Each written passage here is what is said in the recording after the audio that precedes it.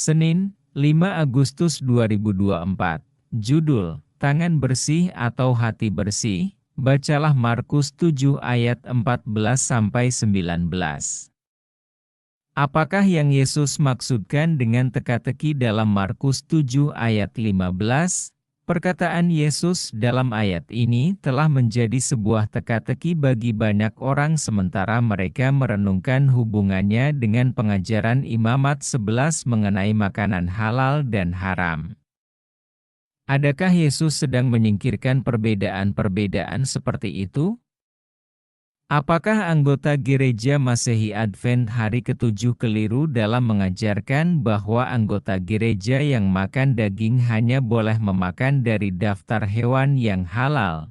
Pertama, akan menjadi aneh jika Yesus tiba-tiba memberhentikan perintah-perintah Musa dalam Markus 7 ayat 14-19 ketika dia baru saja membela Musa melawan tradisi dalam Markus 7 ayat 6-13.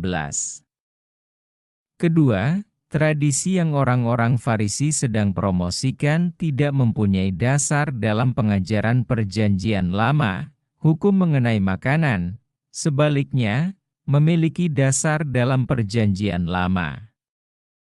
Ketiga, apa yang Markus 7 ayat 19 maksudkan ketika mengatakan bahwa Yesus menyucikan semua makanan bukanlah karena hukum mengenai makanan sedang dihapuskan, melainkan bahwa tradisi kontaminasi jamahan yang orang-orang Farisi telah buat itu tidak sah.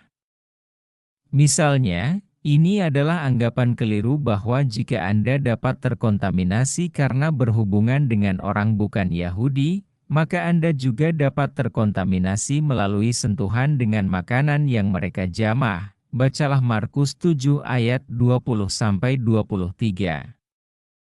Apakah yang Yesus katakan sebagai sebab-sebab kontaminasi pada seseorang?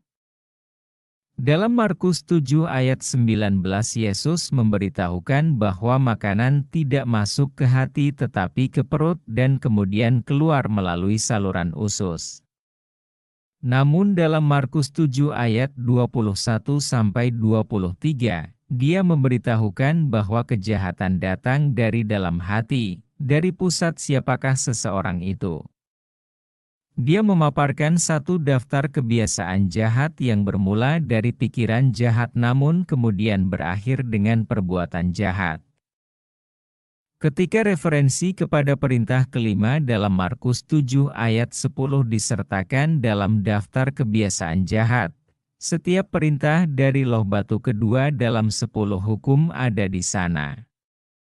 Lebih lanjut, Yesus merujuk pada penyembahan yang sia-sia. Dalam Markus 7 ayat 7, pelanggaran terhadap apa inti dari 4 perintah pertama dalam 10 perintah Allah. Karenanya, Yesus berdiri sebagai seorang pembela hukum Allah di sepanjang pasal ini. Anda boleh jadi memiliki teologi yang benar, namun siapakah yang sepenuhnya dan pada akhirnya menguasai hati Anda?